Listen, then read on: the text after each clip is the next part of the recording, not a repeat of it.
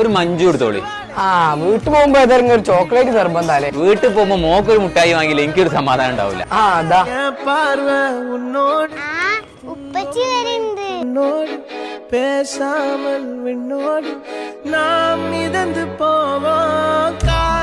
അല്ല വിഷമോളെ, ഇതിന് എപ്പോഴും മുട്ടായി പകുതി ബാക്കി വെക്കണേ?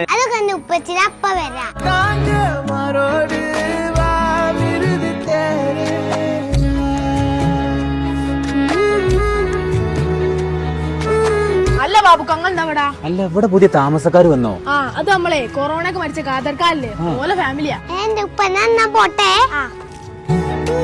എനിക്ക് മിഠായി വാങ്ങി തരാൻ ഉപ്പച്ചില്ല, എനിക്ക് വാങ്ങി കൊടുക്കാൻ ആരുമില്ല. അതുകൊണ്ടാണ് ഞാൻ ഓന് മിഠായി കൊടുക്കല്. ഉപ്പന്റെ കുട്ടി ചെയ്ത് നല്ല കാര്യമാണ് കേട്ടോ.